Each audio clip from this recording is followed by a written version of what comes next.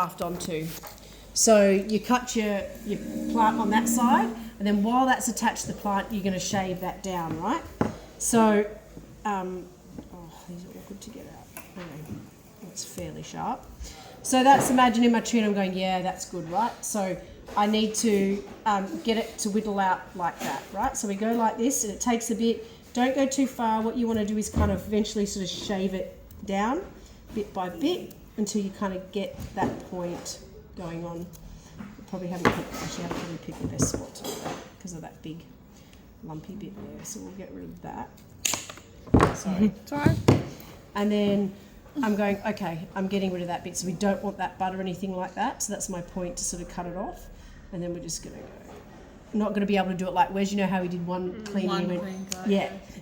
I don't know how the fuck he did that. Like, this is the thing. If you're not doing this all the time, it's a real art form. And see how I haven't quite got that thin enough at that end? So now I've really got to just shave that end down until I get to that point where I'm happy with, like, and that's pretty close, right? Perfect. Probably got a bit far with that, but that's all right. All right, so then the next bit is, remember the scion wood, you don't want to get it upside down. This is a mistake people make, where they then put the scion wood and they put the buds upside down. So you've got to make sure it's the same way, right? Because of the xylem and the phloem. And it needs to be roughly the same thickness, right? So it fits in. So I know that bit cut from there, that's probably going to work. And remembering we only need to get the xylem and phloem to match up on one side. So now this one, because it's that way, I've got to come behind here and now do that. Wait, you'll see. Yeah, okay. I think I know what you're going to ask. All right. Doesn't have to be an exact match, but I've got that to the point where skinny enough. It is, and it is hard to do if you're not doing this all the time. So then the next thing is I need to put that slit in it. This is where you need to be really careful. Don't go like this, because you'll go. So I do it on here like so. When I just gently get it started, wriggle my knife in, and then just real gentle. And I don't go pushing hard, I just gently wriggle. And looking, and it sort of splits on its own anyway, tends to split like that. That's why I don't want you pushing, because it will just slide down and cut you open. So just like that. So about a centimetre. And I think I've got enough. Yeah, about the thickness of the knife should just about do us, right? So that's that bit done. Then same principle here. I can even cut that end off a bit if it's too long, which it kind of might be. Oh, that's not. These are not sharp. That's not ideal.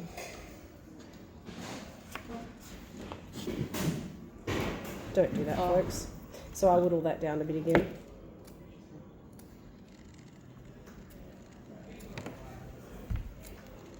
That'll be fine.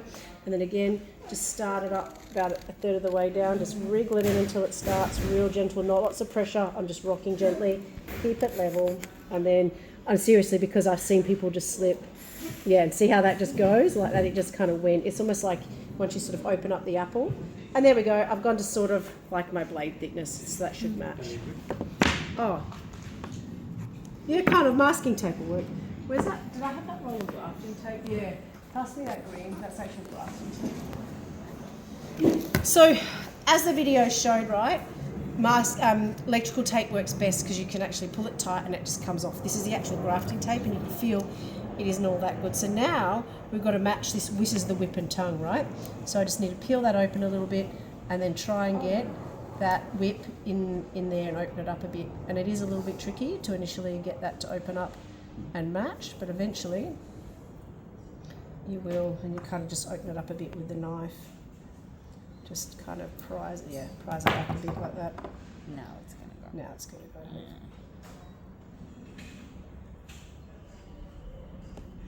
Yeah. There we go. Wow. Right, and it locks together like a bit of a puzzle. You don't need to push it too far. That's probably close enough. You can see kind of that V happening there. This is what, can you see why?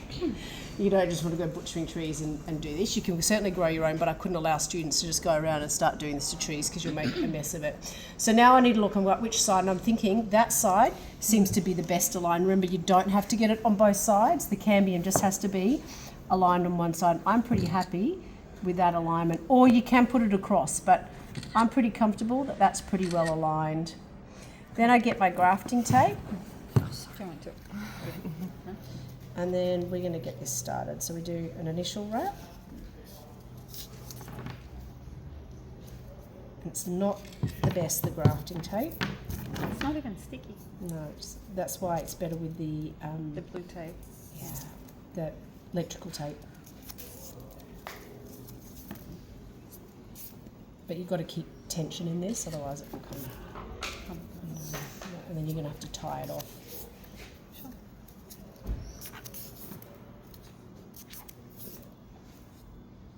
Get a good wrap all the way around.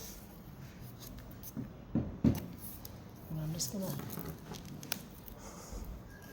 Fill papers. mainly put through. This is where the electrical tape is so much better.